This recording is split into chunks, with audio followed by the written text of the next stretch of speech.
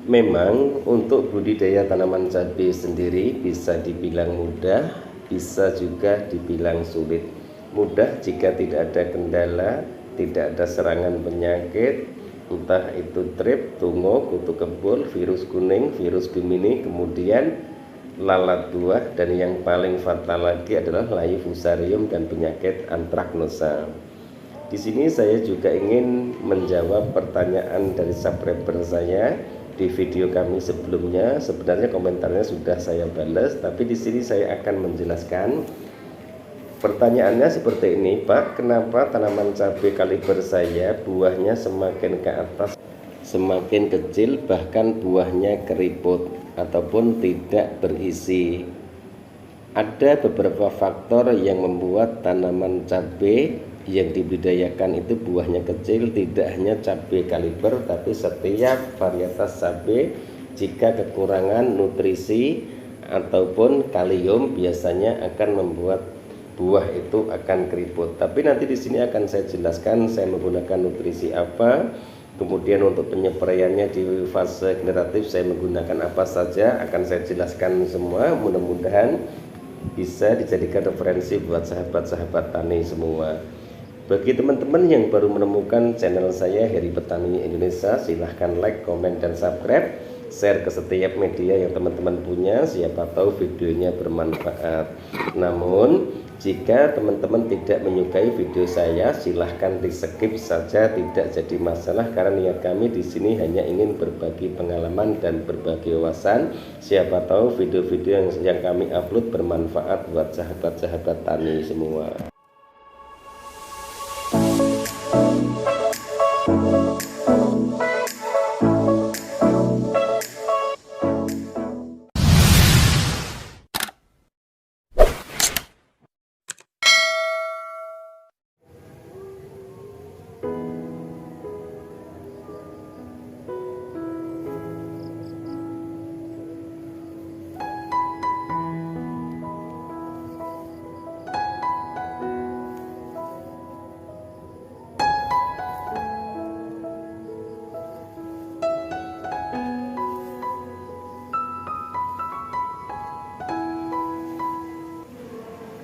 Assalamualaikum warahmatullahi wabarakatuh.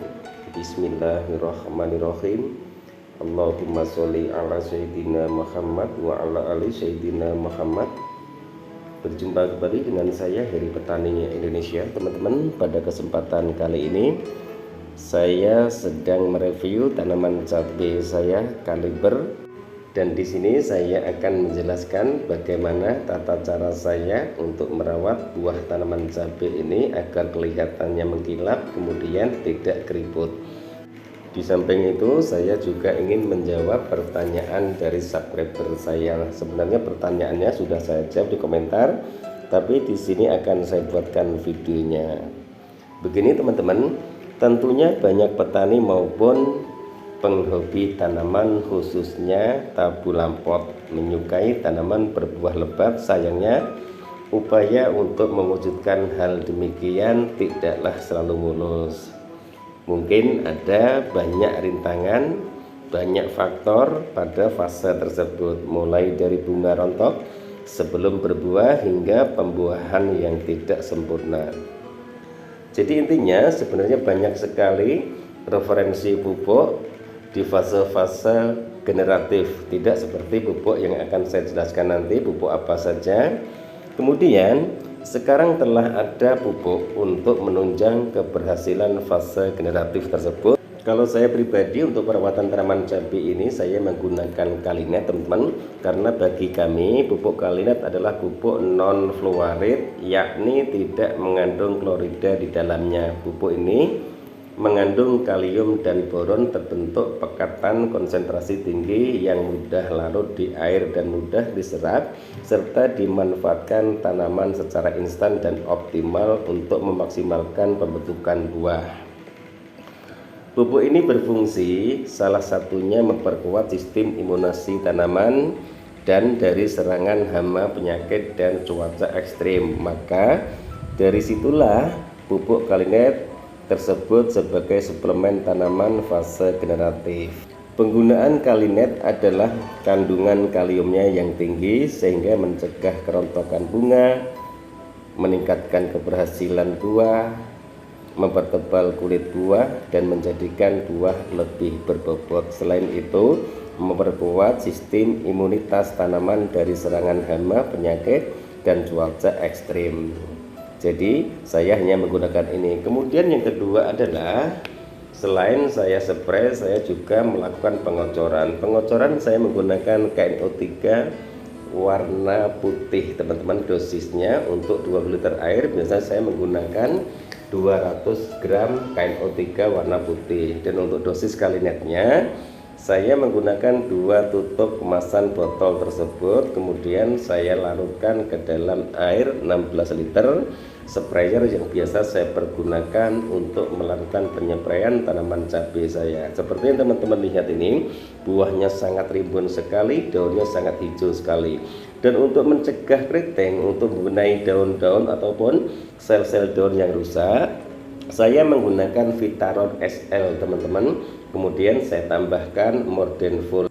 Untuk dosisnya, Mordenfulnya 1 tutup kemasan botol tersebut, kemudian Vitaron SL 4 sendok makan. Dan kemarin juga ada yang bertanya untuk mengobati penyakit daun yang kuning. Kalau untuk penyakit daun yang kuning itu bisa terjadi karena virus Gemini, kemudian juga karena terjadi dari virus-virus yang menyerang dari akar, teman-teman. Oleh sebab itu sering saya sarankan sebelum menanam tanaman cabai itu proses lahan sebaik mungkin. Kemudian tambahkan trichoderma, pupuk kandang yang sudah difermentasi, kemudian kapur dolomit. Usahakan teman-teman pupuk kandang itu benar-benar sudah jadi. Kalau memang pupuk kandang masih baru, jangan digunakan untuk pupuk dasar tanaman cabai. Nanti yang terjadi adalah banyak sekali, misalnya layu fusarium, kemudian jamur, dan juga daunnya itu menguning. Itu yang sering terjadi. Daun menguning biasanya terjadi juga ada faktor misalnya dari virus Gemini juga membuat daun itu kuning. Kemudian keriting pun juga sama, ada yang warna agak kecoklatan jika terserang trip ataupun tungau. Jadi pondasi yang utama untuk budidaya tanaman cabai yaitu dari lahannya. Proses lahan sebaik mungkin, kemudian tambahkan kapur dolomit. Setelah itu cek pH tanah menggunakan pH meter. Teman-teman pasti tahu berapa yang dibutuhkan tanaman cabai itu untuk pH tanahnya. Itu yang terpenting.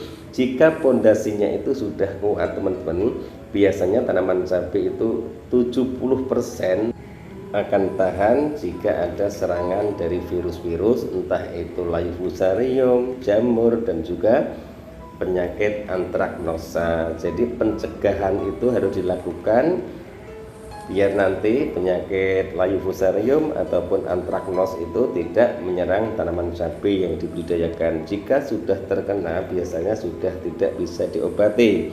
Jika tanaman cabai sudah terkena layu fusarium, usahakan dicabut, teman-teman, biar tidak menular. Kemudian virus kuning pun juga sama, sebaiknya dicabut saja biar tidak menular ke tanaman yang lain. Itu saran dari kami.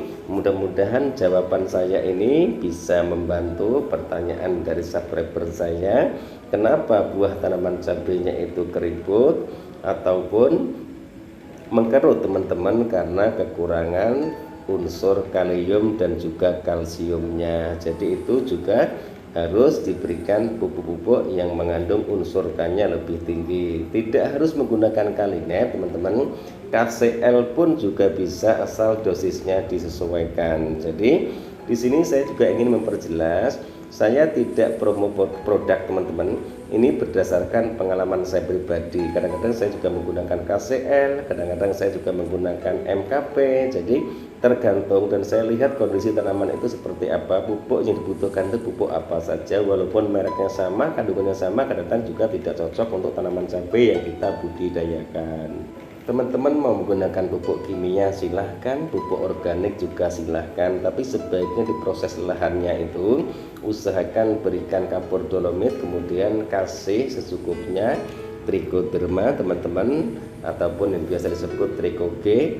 Itu pun juga sangat bagus sekali untuk pemrosesan lahannya agar kedepannya tanaman itu bisa meminimalisir datangnya jamur, bakteri yang nantinya akan menyerang tanaman cabai yang kita budidayakan. Terima kasih atas segala support dan doanya. Mudah-mudahan video ini bermanfaat dan bisa menjawab pertanyaan dari sahabat saya. Jika ada kekurangan ataupun kurang tepat, kurang jelas penjelasan dari kami, mohon dimaafkan karena saya pun juga masih dalam tahap pembelajaran. Wabillahi taufiq wal hidayah. Wassalamualaikum warahmatullahi wabarakatuh.